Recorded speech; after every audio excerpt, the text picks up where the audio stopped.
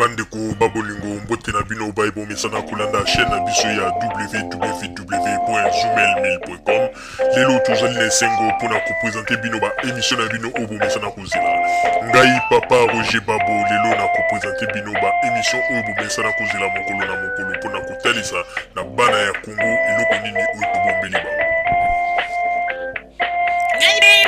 Rosalie Lokosu na zui responsabilité monene na chaîne ya www.zoomel.com pona kotalisa na bapeple congolais vérité to bosolo oyo nini esengeli na biso bana ya mboka toyeba esika oyo bato bazali kokangela bato misu to bazali koyebisa bato bamakambo oyo ezali ndenge wana te ebongi malamu ete biso bato ya Zoomel totombola mongongo mpe toloba tolakisa bango bosolo po ete mboka na biso ekende liboso po ete bapeple congolais bayeba eloko nini tokoki kosala po ete nyonso tu ezali kaka mpona lokumu ya mboka na biso po ete ezali esengo mingi mpona kotangusa bosolo na kati na biso ba diaspora congolaise oyo tozali libanda ya mboka. Na ntango oyo bozalaka bisika bozali nde bokolanda basango ya www.zoomel.com. Bandeko babolingo lelo tozali na sango oyo tozali kopesa bino sango ya mawa pe ya pasi. Bandeko touti kozwa information oyo ezali kotalisa ete artiste musicien monene oyo toyebaki na kombo ya Debaba oyo azalaka artiste oyo bato balingaka mingi oyo ayembaka baluyembo ya kitoko oyo neti loyembo lokola oyo eningisaka Kongo ya mokolo mosusu ngai na kokanisa yo boyebi loyembo wana ndenge tozali koloba boye artiste wana azali lisusu na bomoi te awuti kotika biso pe ndenge ezali wana bandeko babolingo oyo ezali information topesi na bino ezali lokola flash pe tolobi ete tozali kozela tozwa ba précision na makambo ya mike ebongo nde tokosala émission mobimba po toyebisa bino akufi na maladi nini pe problème nini oyo ekomelaki ye pe tokoyebisa bino nyonso. Papa Roger nayebi te soki ozali na liloba ya koloba. Bandeko kaka ndenge mama Rosalie auti koloba ete touti ko perdre lisusu musicien monene na kombo ya Debaba oyo boyebaki Debaba oyo abetaka ba miziki ya kitoko oyo biso nyonso tobandaki kolinga. Debaba auti kotika mokili ya Nzambe azali lisusu na biso te kaka ndenge liloba ya Nzambe eloba oyo ete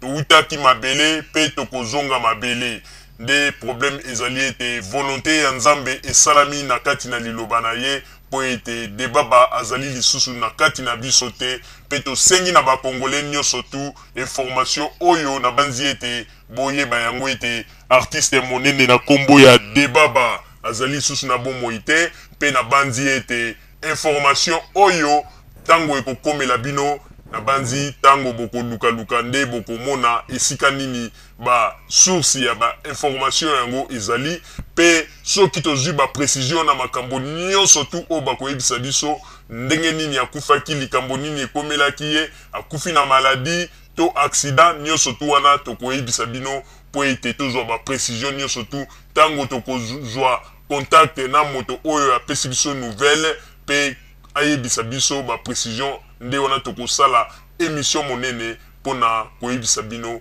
eloko nini oyo tokolobela bino na oyo etali liwa ya Debaba. Mama Rosalie oyo nazalaki na yango wana. Bandeko na banzi ete bouti koyoka ndenge nini touti ko perdre baoba monene na kombo ya musicien Debaba oyo awuti kotika biso pe tosengi na bino ete bandeko bozala kaka bisika bozali nde na sima ya bangonga tokopesa bino ba précision pe tokosala émission mpona kopesa ba précision liwa na ye